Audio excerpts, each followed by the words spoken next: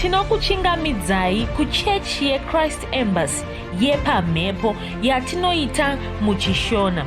Iko zvino hapachina chikonzero chokupedza svondo rose usina kupinda chechi, nokuti painopindwa unenge usipo, kuda wakanga uri kubasa pakaenda vamwe kuchechi, kuda wakanga uri parwendo, kuda chechi yeChrist Embassy haisati yakuwanikwa kwaunogara, kana kuti unofarira hako kudzidza shoko raMwari nechishona.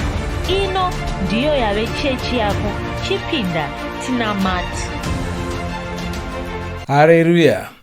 Tinosangana zvekare panamato wedu weChrist Embassy watinoita pamhepo, ndichivimba senguva yose kuti makagona kufamba pamwe chete nesu musvondo rese pazvidzidzo zveRhapsody zvatinogara tichikutumirai nguva imwe neimwe. Hatineti kuramba tichingokuudzai kuti pamunowana zvidzidzo izvozvo zvidzidzei, verengai zvidzidzo izvozvo, verengai ndima dziripo, garai pasi nehama neshamwari muchidzidza pamwe chete, muchitaurirana pamusoro pezvidzidzo izvozvo kuti shoko raMwari rigare mamuri rakawanda. Ndo chinhu chakanyanya kukosha icho. Shoko raMwari rinofanira kugara mamuri rakawanda. Zita rangu ndinoitwa Brighton Chitamba, mufudzi wenyu pamhepo. Haleluya. Ndoda kutenda mufudzi Chris zvikuru nokuda kuti pazvidzidzo izvozvi tine chidzidzo zuva rimwe nerimwe, kubva kutanga kwegore kusvika pakupera kwegore. Tinotenda Mwari chaizvo nokuda kwaizvozvo. Asi regai ndipinde mushoko randinoda kuti titarise pazuva ranhasi, tichitotora zvekare mubhuku reRhapsody. Kwai shoko reruponeso rinoshandura vanhu. Haleluya. Shoko reruponeso rinoshandura vanhu. Varoma yekutanga ndima 13.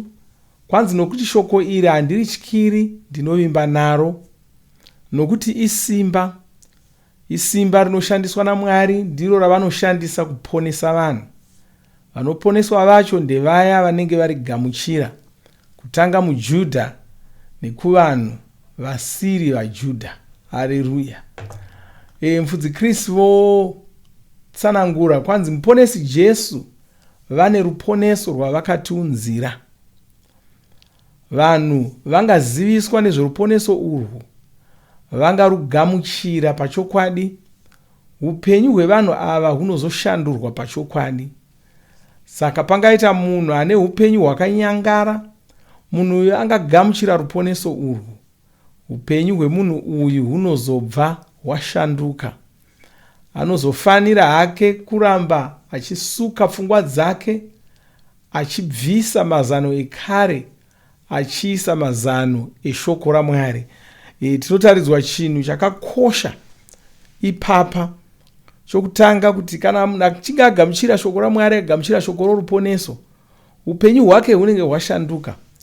Asi kwanzi ane basa raanofanira kusara achiita, basa rokushandura mafungiro ake, achibvisa mazano ekare, achipinza mazano matsva, mazano eshoko raMwari, mazano namafungiro evaMwari. Nokuti kana munhu akangozvarwa kechipiri, akangoponeswa, akasashandura mafungiro ake, akasabvisa mafungiro ekare, anogona kuramba achirarama upenyu hwake semunhu asina kuzvarwa kechipiri. Izvozvo zvinhu zvakatoitika kuvanhu vakawanda, zvinhu zviri kutoitika kuvanhu vakawanda.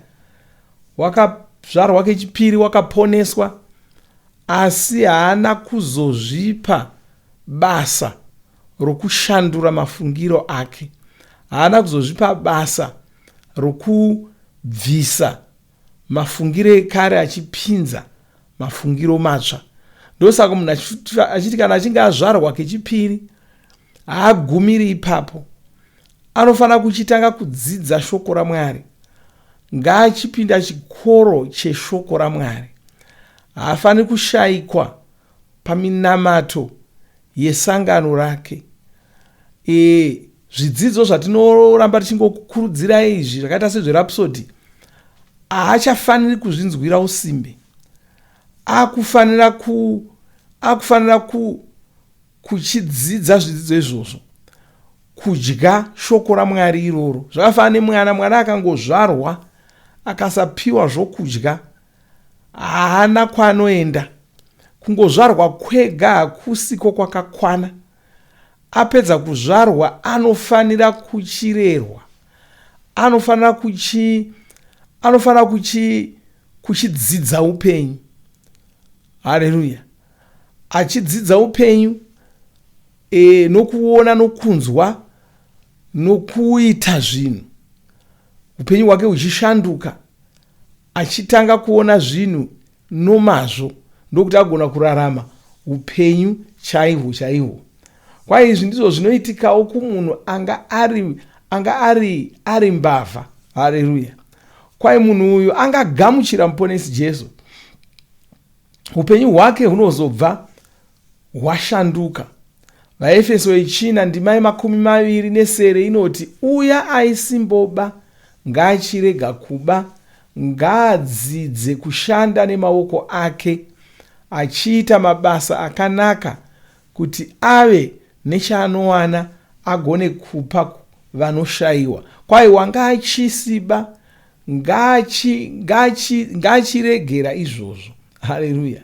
Ngaachiregera izvozvo, ngaachidzidza kushanda nemaoko ake achiita mabasa akanaka. Ishoko raMwari ratotaura kudai, nokuti kuna vamwe vanhu vanoti waiba, wazvarwa kechipiri achiri kungoba. Aiwa, hazvifaniri kudaro. Unofanira kuregera shoko raMwari richitanga kutonga upenyu hwako. Shoko raMwari rinofanira kushandura mafungiro ako namaonero ako. Ukasaripa mukana wokuita izvozvo, unova munhu akaponeswa asi uchingova mbavha. Nokuti kuna vanhu vakadaro, wozoda kuti ndinamatire handizi kuti zviri kuitika. Aiwa, hausi kuda kubvumira shoko raMwari kuti rishande mukati muupenyu hwako. Kana wazvarwa kechipiri, waamudzidzi weshoko raMwari, waakufanira kuchidzidza shoko raMwari. Zvawadzidza mushoko raMwari izvozvo waakufanira kuzviita. Kana rikati chiita izvi, chizviita. Chirega kuzvipa kutanga kupota nokuvanda vachiti zvino kana ndikadai ndikasanoba ndohei. Chirega kudaro, chirega kuita saizvozvo. Haleluya! Chingoita zvarareva. Uya aisimboba ngaachirega kuba. Haleluya! Ngaadzidze kushanda nemaoko ake, kuinga zvakajeka wani, achiita mabasa akanaka. Chiita mabasa akanaka, chirega iri rokuba. Haleluya! Chero zvikareva kuti mari yaunowana inomboita shoma, zvakanaka izvozvo, ichawanda. Chiita mabasa akanaka, umbomira izvi. Haleluya! Kwai pangaita mukadzi chifeve, mukadzi uyu angazvarwa kechipiri, muviri wake unobva wava imba inogara mweya mutsvene, kureva kuti anenge asina kufanira kuramba achiita zveufambi. Anenge ava mudziyo waMwari, saka anenge ava kufanira kushandisa muviri wake kuita zvinofadza Mwari. Mweya wake unenge wava kufanirawo kufadza Mwari, saka anofanira kutsvaka basa rakanaka. Izvi ndizvo zvataverenga muna vaEfeso 4:24. Mukadzi uyu anofanira kushanda nemaoko ake achiita mabasa akanaka. Chipfambi harisi basa rakanaka. Haleluya! Saka tataridzwa vanhu vaviri, mumwe kuda wanga ari mbavha, mumwe kuda wanga ari pfambi. Kwai chisiya mabasa eupfambi, usati ndohei. Haufaniri kutangira ipapo. Haleluya! Nokuti kuna vamwe varipo, kana kuti uda uripo, wakazvarwa kechipiri, asi waiita mabasa akaita saiwaya, kuda wanga uri mbavha, kuda wanga uri pfambi. Haleluya! Uye ufambi hwakuitwa nenzira dzakasiyana siyana mazuva ano. Mumwe angaita fambi chaiyo yokupinda yokubuda panze achitsvaka varume. Asi mumwe kuda hadaro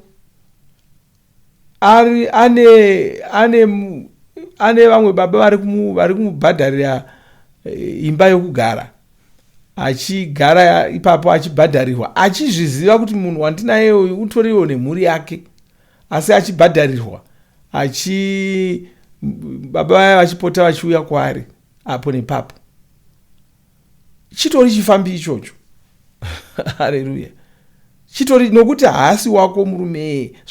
Zvafanana, tarirai, uye musati zvinhu zvatanga nhasi. Ndo zvimwe zvisinganzwisiswi navamwe. Vanoda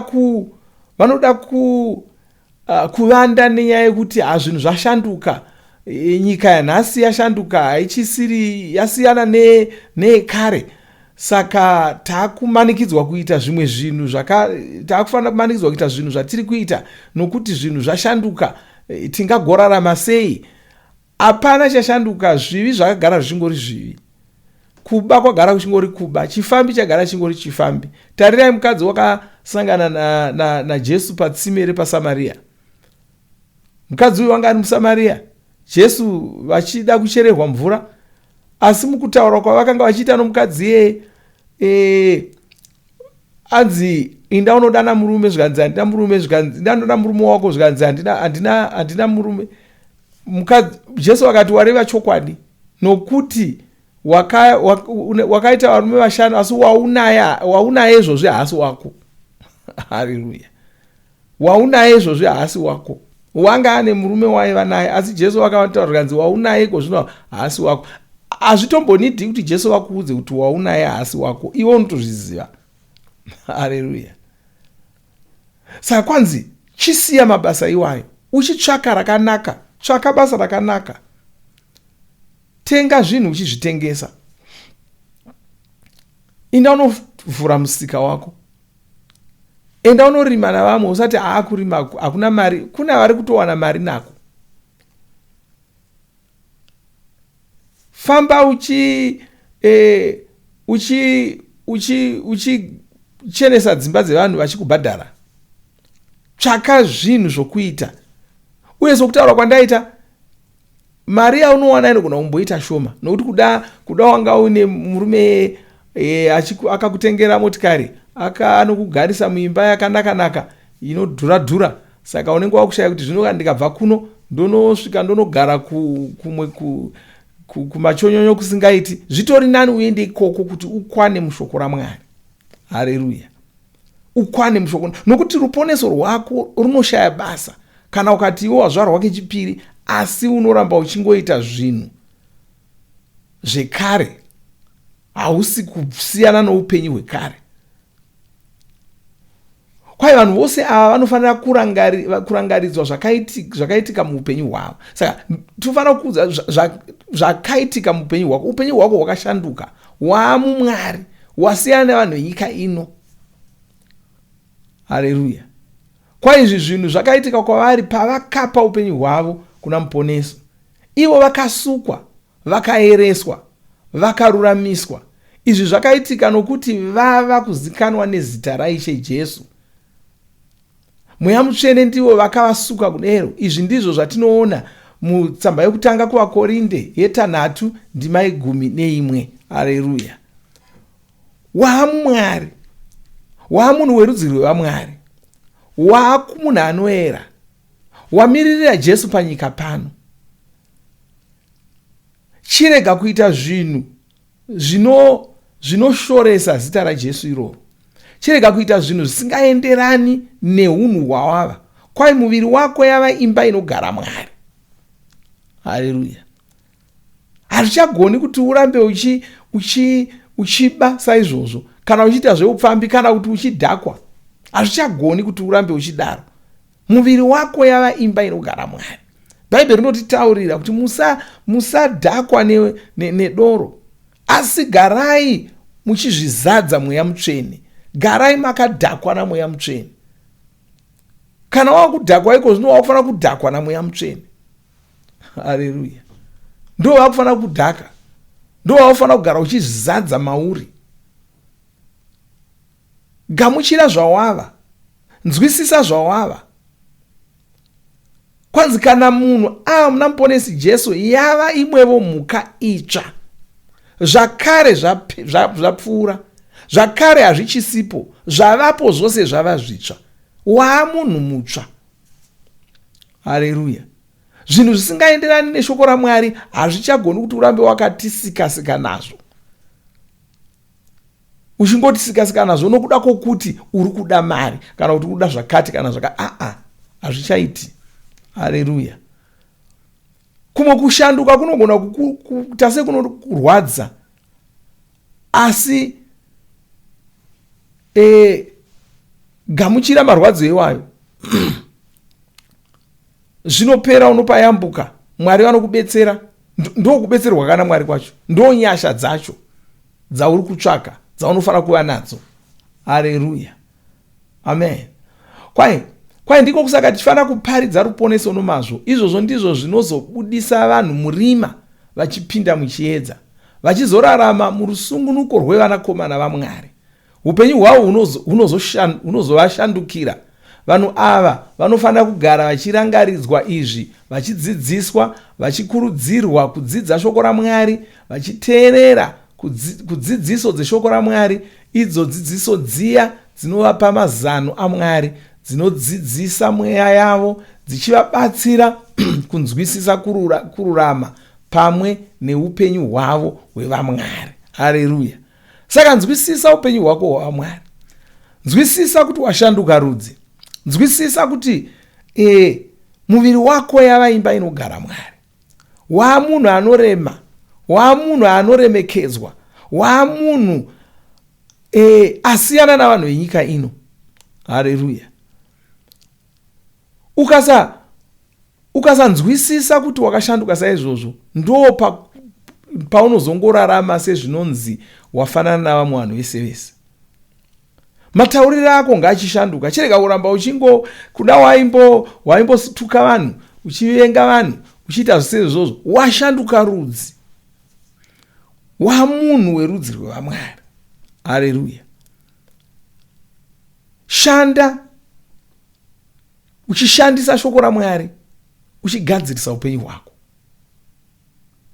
Shoko raMwari nderekuita, harisi rekungonzwa. Kwai ivai shoko raMwari, kureva kuti shoko raMwari rinofanira kuonekwa paupenyu hwenyu. Kwai ivai shoko raMwari, musangova vanzwi chete muchizvinyengera. Kwai ukangova munzwi chete usingatsvaki kuva zvinotaurwa neshoko raMwari, kwai unenge uri kuzvinyengera. Unenge uchifunga kuti wakaponeswa, unotaura hako nendimi, asi zvinhu hazvisi kuita zvakanaka. Unozoona nokufamba kwenguva kuti kunamata kuya kunotanga kusanyatso kuitira zvakanaka, nokuti unenge usiri kuona zvibereko zveshoko raMwari muupenyu hwako. Nokuti kana upenyu hwako husiri kushanduka, izvozvo zvinokusiya uine nzara. Saka uzoona gare nyange kuenda unosangana navamwe kumunamato kwakutokunetesa.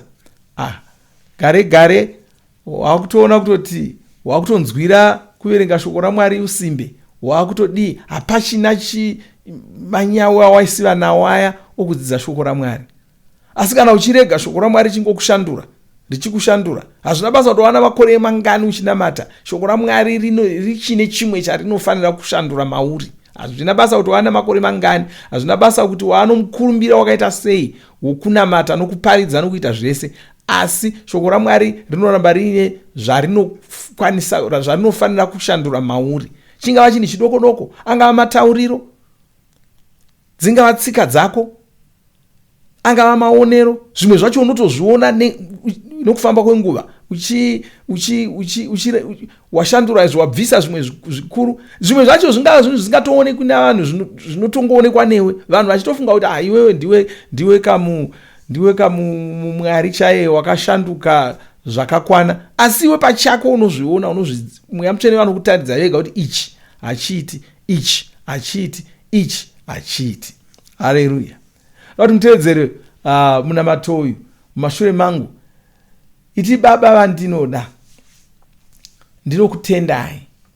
Shoko reruponeso rine simba. Simba iri rinoshandura upenyu hwevanhu, rinosungunura varume, rinosungunura vakadzi, richivabvisa murima, richivapinza muchiedza. Vakawanda vari kunzwa shoko renyu nhasi, midzi yavo iri kubva yasimba muchokwadi nemurusungunuko rwamweya mutsvene, muzita raJesu. Amen. Haleluya. Rikaiti namati ndichikunyengetererai. Haleluya. Makosa malibasho tamaribasonta redo masi gronta listraka brodila makosa bashe gosa libra katimozia grantia las drakia bakosa malistrama jegebozia kastraka baronda. Baba, ndinokutendai nokurumbidzai, ndopambiri nekudzo kwamuri. Ndinokunamatai, muri Mwari vatsvene, muri Mwari vakakodzera mbiri yose. Ndinokutendai nokuda kweshoko renyu, shoko rinotisungunura, shoko rinotibatsira, rinogeza pfungwa dzedu, richibvisa mazano enyika ino muupenyu hwedu, richiisa mazano evamwari matiri. Ndoda kutendai nokuda kweshoko iro ratadzidza, chizvipira kuva shoko raMwari, chizvipira kuti shoko iri ndo richaonekwa paupenyu hwedu. Munyengeterera mono muwandanamata naye iko zvino, chinamata chitaura maropafadzo pamusoro poupenyu hwake, kunamata kuti shoko raMwari rive iro rinoonekwa paupenyu hwake. Muzita ramambo Jesu ndinonamata kuti shoko raMwari rishandure upenyu hwavo, rishandure mafungiro avo, maonero avo, mararamiro avo. Shoko raMwari ngarive iro rinovatungamirira pakurarama kwavo.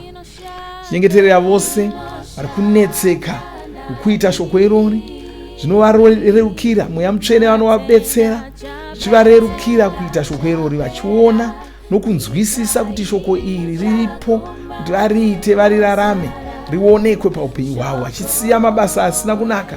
Vose vakasungwa nemabasa erima, ndinorayira, ndinomira saJesu iko zvino ndichivasungunura kubva pakusunga kwose ikoko. Ndinovasungunura kubva mabasa ese erima, vanopinda muchiedza. Haleluya. Chinyengeterera vose vasiri kunzwa zvakanaka, ndinorayira iko zvino, ndinomira saJesu ndichirayira kuti vaporeswe muviri yavo, vaporeswe munyama yavo. Ndinodzingira zvirwere kure, zvirwere zvose, marwadzo ese, matenda ese, ndinoarayira kuti abve munyama yavo, ndichirayira kuporeswa kwenyama yavo. Baba, ndinokutendai, ndinokurumbidzai, ndinokukudzai. Amen. Haleluya. Haleluya. Tisati tapedza, ndoda kuti timbowana nguva yekurumbidza Mwari, tichiimbira Mwari. Chire mazvo mwanga usati wazvarwa kechipiri, daunamata newe uzvarwa kechipiri, tichizovhara hedu. Mwari vakuropafadzai, ngatisangane zvekare musvondo rinouya, tichinamata pamwe chete saizvozvo. Haleluya. Amen.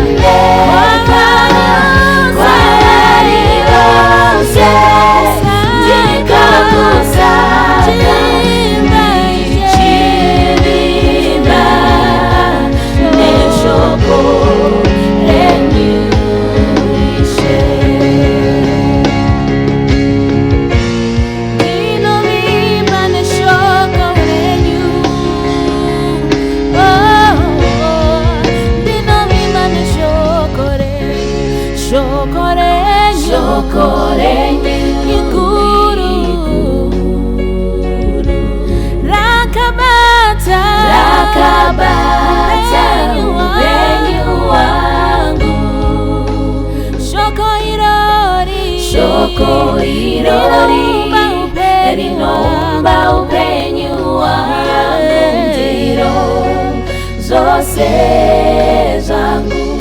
Shoko renyu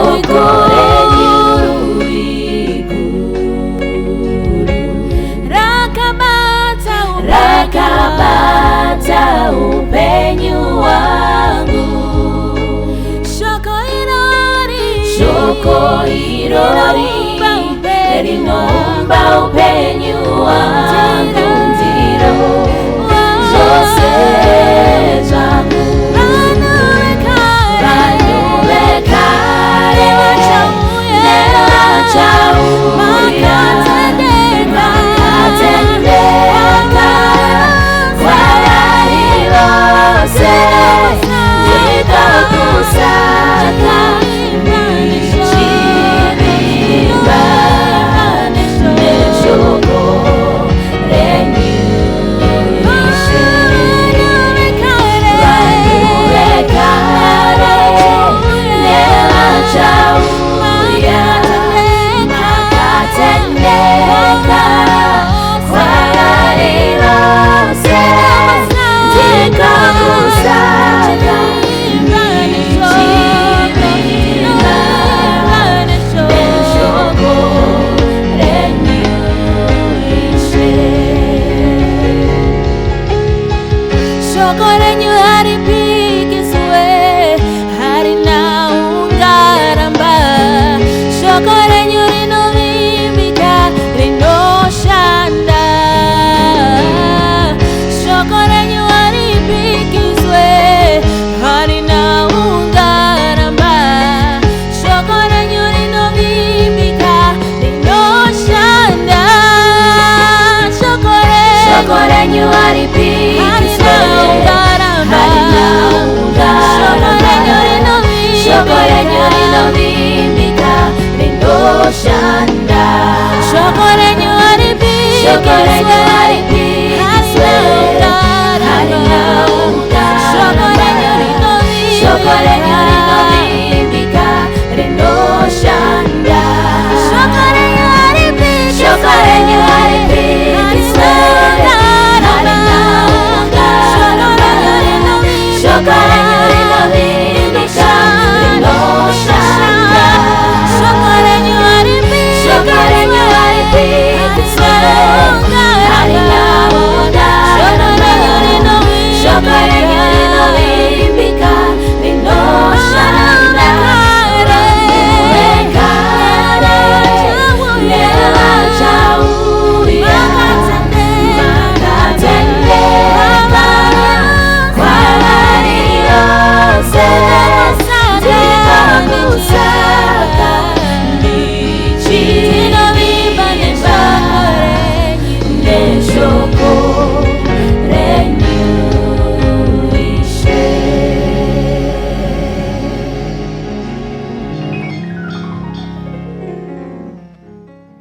Tinovimba makomborerwa nemunamato wesvondo rino. Kana manga musati mazvarwa patsva, namatai mumashure mangu, muchidudza, muchirevesa, taurai muchiti, Mwari vari kudenga, ndinouya kwamuri, ndinokoka Jesu kuti vapinde mumwoyo mangu. Ndinokumbira kuti Jesu vatonge upenyu hwangu. Ndinopupura kuti Jesu ndivo vava Ishe wangu. Saka ndinogamuchira upenyu usingaperi mumweya mangu. Ndazvarwa patsva, ndava chisikwa chitsva. Ndinokutendai. Amen. Makorokoto mazvarwa patsva, tinokugamuchirai muchechi yeChrist Embassy. Titumirei zita renyu nekwamunogara. Munogona kutumira iri SMS kana WhatsApp pa 0772 166 928 kana kutuma tsamba pa shonaror@gmail.com. Muchida kupa mpiro yenyu neEcoCash, rovai namba *151*2*6 *58225# motevera zvinenge zviri kutaurwa neEcoCash ipapo. Kana muine nhare dzemazuva ano munogona kushandisa KingsPay kupa mpiro yenyu. Shandisai kodi inoti TNIOG nemavara makuru. Tinoda kukuzivisai zvinotevera. Tinokurudzira kuti musadarikwe nezvidzidzo zveRhapsody. Zvidzidzei kuti shoko riwande mamuri mugone kumirisana nezvinhu zvinonetsa muupenyu. munamato uno munoubata pawhatsapp, paradio, payoutube panoti Shona Online Church. Tinokumbira mutizivise kana muri kutibata pane imwe yenzvimbo idzi. Kana pari paintaneti munogona kunyoresa muchitipa zita renyu. Kana pari pawhatsapp tinyorerei tigopota tichikutumirai zvimwe zvidzidzo, kana kutitumira SMS pa 0772 166 928. Ivai nesvondo rakanaka.